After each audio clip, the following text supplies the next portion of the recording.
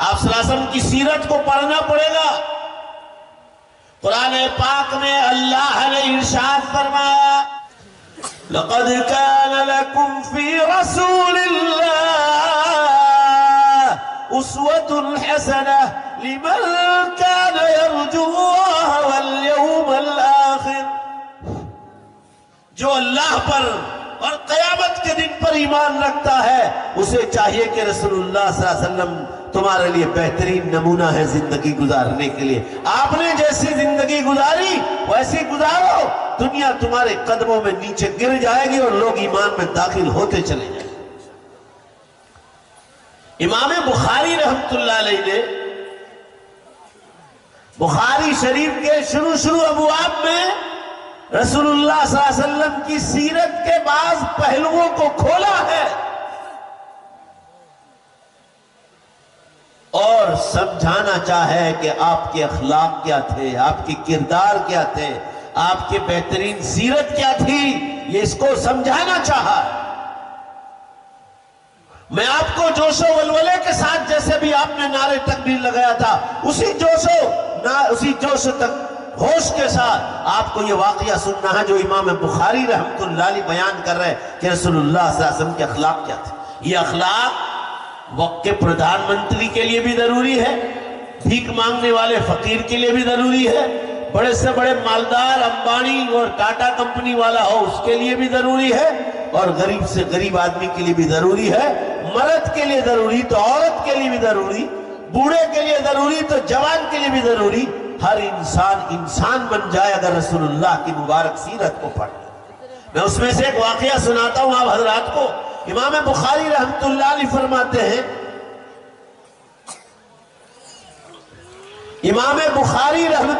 فرماتے ہیں کہ رسول اللہ صلی اللہ علیہ وسلم نے شروع اسلام میں جو دین کی دعوت کا کام شروع کیا تو جیسے آپ زبان سے لوگوں کو سمجھاتے تھے آپ نے لوگوں کے نام اپنے مبارک ہاتھ سے لیٹر اور خطوط بھی لکھے اور لیٹر اور خطوط لکھ کر دنیا کی غیر مسلم قوموں کو اسلام کی دعوت دی۔ تو زبان سے بھی دین پھیلایا اور اپنے مبارک ہاتھ سے لیٹرز بھی لکھے۔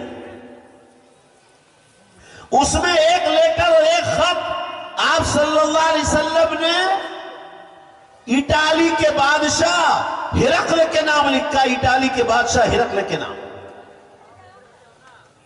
پشچم بنگال مالدہ کے مسلمانوں، ارے پشچم بنگال مالدہ کے مسلمانوں دھیان سے سنو، یہ خط آپ نے لکھا اٹالی کے بادشاہ ہرقل کے نام اسلام کی دعوت کے لیے۔ خط لے کر گئے حضرت دہیہ بن خلیفہ کلبی رضی اللہ تعالیٰ۔ دہیہ نام کے صحابی تھے جن کی شکل میں حضرت جبریل علیہ السلام آیا کرتے تھے۔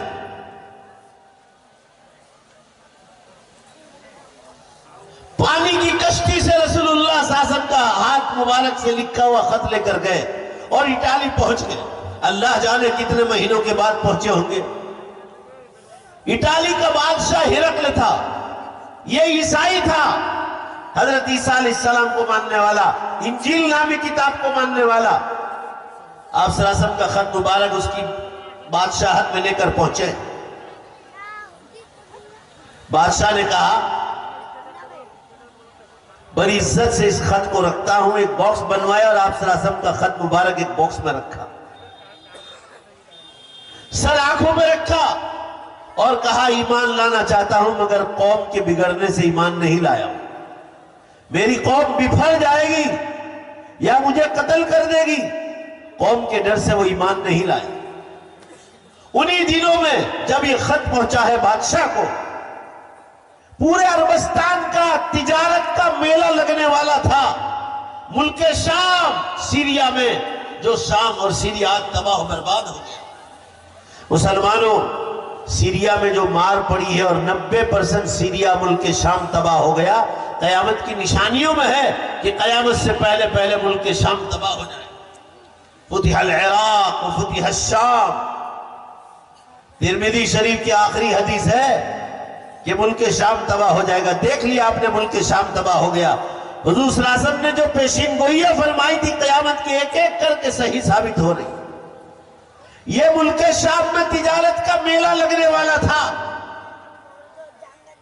اس میلے کا سردار اسی بادشاہ کو بنایا تھا جس کے نام رسول اللہ صلی اللہ علیہ وسلم نے اسلام لانے کے لیے خط لکھا تھا.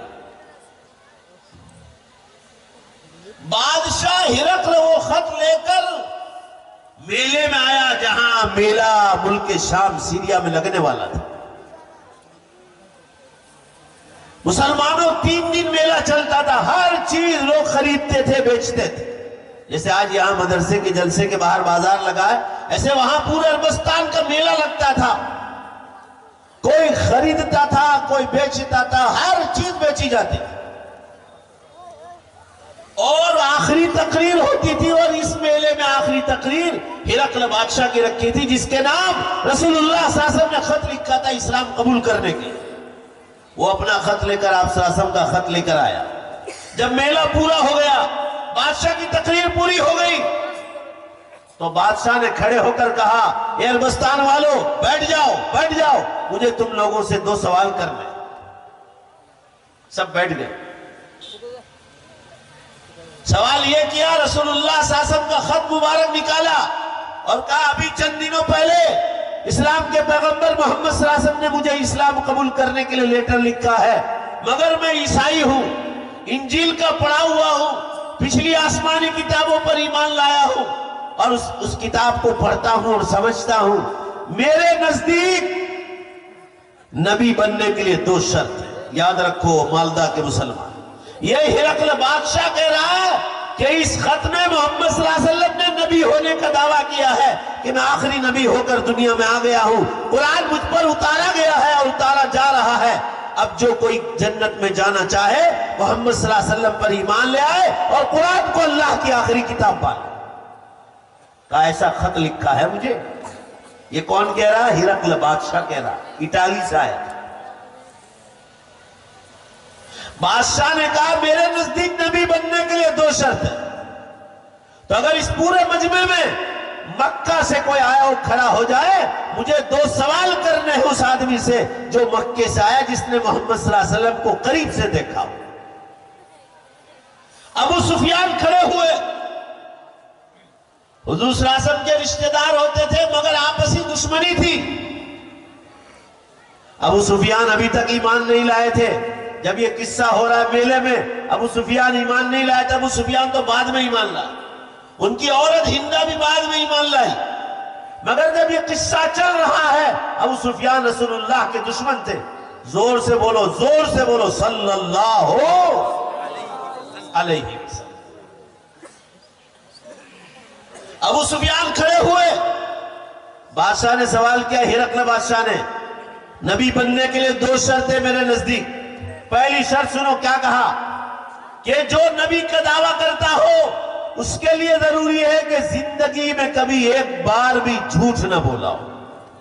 پہلی شرط. اور دوسری شرط یہ ہے زندگی میں کبھی کسی اللہ کے بندے کو دھوکہ نہ دیا.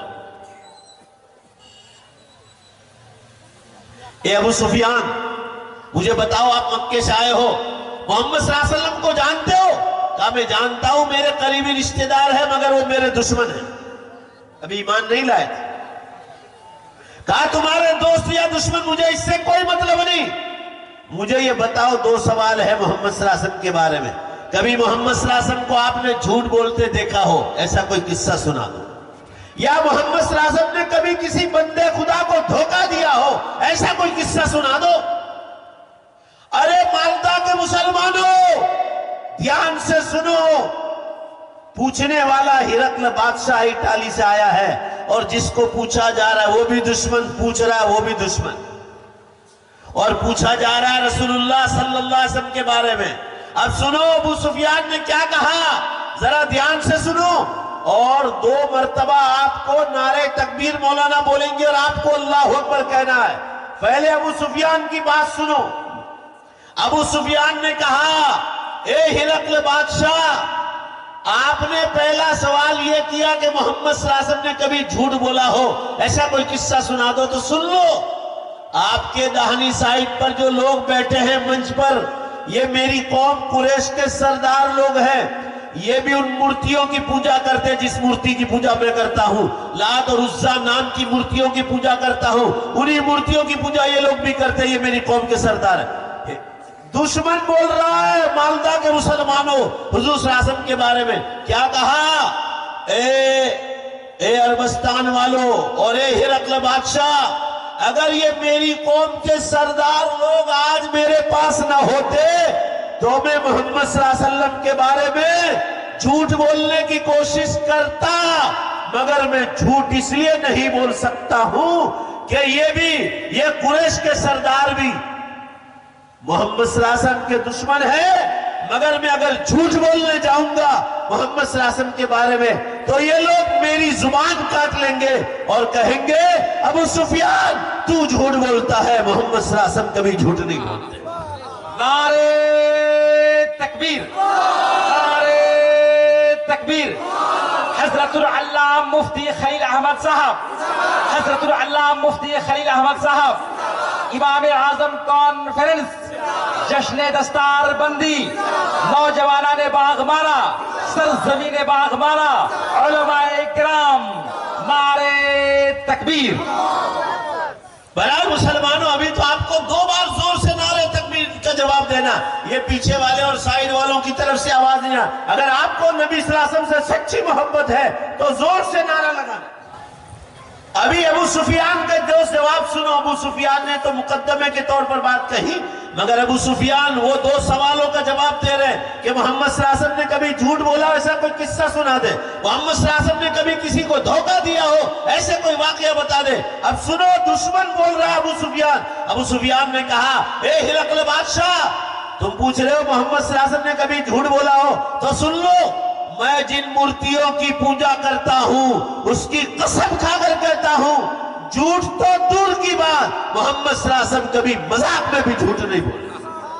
اور یہ کہا اے ہرقل بادشاہ، تم دھوکے کی بابت پوچھتے ہو تو سن لو، محمد صلی اللہ علیہ وسلم نے دھوکے کی بابت تو چھوڑو، کبھی کسی انسان کے ساتھ کبھی مذاق کا بھی معاملہ نہیں کیا، مذاق میں بھی دھوکہ نہیں کیا۔ یہ بات ابو سفیان نے کہی۔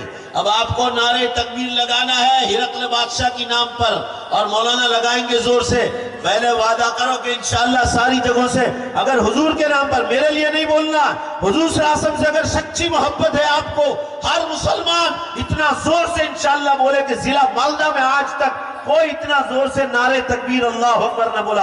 ہرقل بادشاہ نے جواب دیا، اے عربستان والو، اے عربستان والو، یہ ابو سفیان دشمن رسول ہے، وہ قبول کرتا ہے محمد صلی اللہ علیہ وسلم نے کبھی مذاق میں بھی کسی کو دھوکہ نہیں دیا، کبھی مذاق میں کبھی جھوٹ نہیں بولا۔ تو اے عربستان والو، اے عربستان والو، تم کس کا انتظار کرتے ہو؟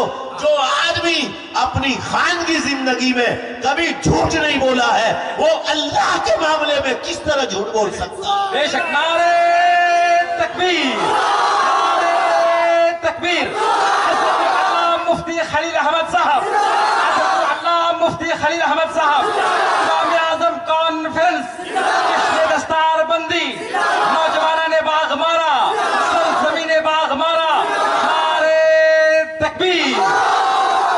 ارے ایک بار اور زور سے بولنا ہے، 2 بار ہو گیا۔ ہرقل بادشاہ نے کہا، مولانا اور جوش کے ساتھ، ہرقل بادشاہ نے کہا اے عربستان والو، تم کس کا انتظار کرتے ہو؟ جو آدمی اپنی پرائیویٹ زندگی میں کسی اللہ کے بندے کو آج تک دھوکہ نہیں دیا ہے، وہ اللہ کے معاملے میں تم کو کس طرح دھوکہ دے سکتا ہے؟ نعرے تکبیر، نعرے تکبیر۔ علماء دیوبند، علماء دیوبند، امام اعظم کانفرنس، جشن دستار بندی، جشن دستار بندی، سرزمین باغمانہ، سرزمین باغمانہ، جامعہ صدیقیہ انوار العلوم، جامعہ صدیقیہ انوار العلوم، حفاظ اکرام، حفاظ اکرام، نعرے تکبیر۔ مسلمانوں میں یہ عرض کرنا چاہ رہا تھا، دشمن کہہ رہا ہے، دشمن کہہ رہا ہے ابو سفیان قبول کر رہا ہے، ہرقل بادشاہ عیسائی وہ قبول کر رہا ہے کہ یہی اللہ کے سچے نبی ہونے کی دلیل ہے۔ چنانچہ سن لو، امام بخاری نے یہاں پر قصہ ختم کر دیا، مگر تاریخ اور اتہاس میں لکھا ہے کہ پورے عربستان کے میلے میں جو مشرک، یہودی، عیسائی، ناسٹک قسم کے لوگ آئے تھے، جو محمد صلی اللہ علیہ وسلم کے بارے میں بالکل واقف اور خبرداری نہیں رکھتے تھے، انہوں نے پہلی بار ان کی جانکاری لی، اور لکھا ہے اس زمانے میں اسی مجلس میں ہزاروں کی تعداد میں لوگ ایمان میں داخل ہو گئے۔ یہ آپ صلی اللہ علیہ وسلم کے اخلاق کا نتیجہ ہے۔ آج ہمارے اخلاق میں ہم جھوٹ بولتے ہیں۔ حضور صلی اللہ علیہ وسلم نے کبھی مذاق میں بھی جھوٹ نہیں بولا۔ ہم رات دن جھوٹ بولتے ہیں۔ ذرا دیکھو، ہم غیر مسلموں کے ساتھ جھوٹ بولتے ہیں، ہم غیر مسلموں کو دھوکہ دیتے ہیں۔ اگر ایسا کریں گے مسلمانوں، دنیا کی قوم ایمان لانے سے دور ہٹ جائے گی کہ جو سچا دھرم ہے اس کے ماننے والوں کا ٹھکانہ نہیں ہے، تو دوسروں دنیا کو کیا سبق دیں گے؟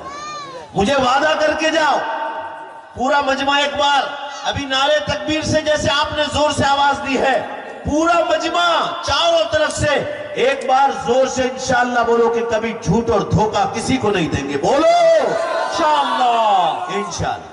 بہرحال مسلمانوں، یوں تو آپ صلی اللہ علیہ وسلم کی سیرت پر لوگ لکھتے لکھتے مر گئے، بولتے بولتے مر گئے، بیان کرتے کرتے مر گئے، مگر آپ کی مبارک سیرت کبھی ختم نہیں ہوئی۔ یہ میں نے ہلکا سا اشارہ کر دیا کہ جو قرآن پاک حافظ ہوئے بچے، اس قرآن پاک جس پر اتارا گیا اس شخصیت کے اخلاق کیا تھے، ان کی مبارک سیرت کیا تھی، اس کی ہلکی سی جھلک آپ کو بتلائی۔ آپ نے کبھی اپنے کسی شاگرد کو، اپنے کسی ہاتھ نیچے کام کرنے والے نوکر کو کبھی مارنے کی بات تو دور، کبھی آپ نے غصہ بھی نہیں کیا۔ کبھی آپ نے نوکر سے یہ بھی نہیں کہا کہ یہ کیوں نہیں کیا اور یہ کیوں نہیں کیا اور یہ کیوں کیا۔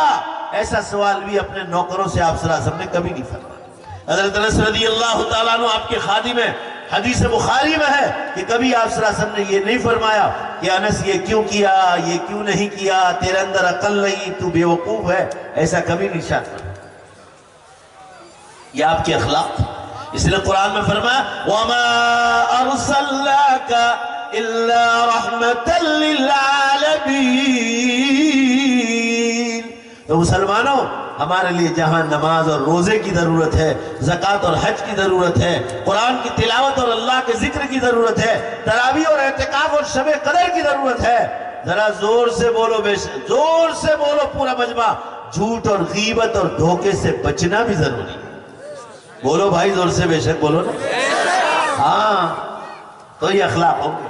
اگر ہم حقوق اللہ میں، اللہ کے حقوق میں مضبوط ہے تو بندوں کے حقوق میں بھی مضبوط رہو۔ ماں باپ کا حق، رشتہ داروں کا حق، بھائی بہنوں کا حق، ماموں اور خالاؤں کا حق، چچاؤں کا حق، ان کی اولادوں کا حق۔ مفتیوں سے پوچھو کہ وارثے میں کس کس کا حق لگتا ہے، زمین میں، مکان میں کس کس کا حق لگتا ہے۔ یہ حقوق العباد ہے۔ حقوق الحیوانات، اگر آپ گائے اور بھینس پالتے ہیں، بکری پالتے ہیں، آپ اس کو بھوکا تو نہیں رکھتے، آپ اس کو پیاسا تو نہیں رکھتے، آپ اس کو کم کھلاتے، اس کی ہڈیاں نظر آتی ہیں، اس کو بھوک پوری نہیں ہوتی، یہ جانور آپ کو بد دعا دے گا، وہ کہے گا نہیں، مگر آپ پر جو پریشانیاں آئے گی وہ جانوروں کو ستانے پر آئے گی۔ گھوڑے اور گدھے اور کھچر پر لمبی دیر تک بیٹھ کر آپ لوگوں سے بات چیت نہیں کر سکتے۔ آپ بیل گاڑیوں پر اور بھینس گاڑیوں پر زیادہ سامان ڈال کر جانوروں پر زیادہ ظلم کرنا، یہ بھی اللہ کے یہاں بہت بڑا گناہ ہے۔ میں ادھر بہار اور کہاں کہاں آتا ہوں، کبھی کبھی میں راستے میں میری گاڑی جاتے، میں نے دیکھا کہ کوئی بیل گاڑی لے کر جا رہا ہے اور اس نے بہت زیادہ وزن ڈال رکھا ہے لکڑیوں کا وغیرہ، میں کھڑا رکھ کر اس کو نصیحت کرتا ہوں، اپنی گاڑی کھڑی رکھ کر نصیحت کرتا ہوں کہ اگر تیرے اوپر یہی وزن ڈال دیا جائے تو تجھے تکلیف ہوگی کہ نہیں ہوگی؟ یہ گونگے جانوروں پر یہ ظلم کرتے ہو۔ 2 چکر مارو، کم وزن ڈال کے 2 چکر مارو، مگر مسلمانوں اتنا ظلم نہ کرو پیسوں کی خاطر کے جانور ہمیں بد دعائیں دیں۔ پڑوسی کا حق، آپ کے پڑوسی میں غیر مسلم رہتا اس کو ستانا نہیں، ایسے اخلاق سے پیش آؤ کہ دنیا کی قوم اسلام میں داخل ہو جائے۔ مسلمانوں، رسول اللہ صلی اللہ علیہ وسلم کی سیرت کو پڑھو، علماء کرام کے بیانات کو بار بار سنو، موبائل کو اسی لیے استعمال کرو کہ علماء کرام کے بیانات سنو. گندے چیٹنگ کرنا، لڑکے لڑکیوں کی کانٹیکٹ کے لیے موبائل کو استعمال کرنا، یہ سب گناہ کے کام ہے، اس سے چھوٹ جائے. اس سے تو موبائل استعمال نہ کرنا بہتر. موبائل استعمال کرنا ہو اللہ کے دین کے لیے استعمال کرو.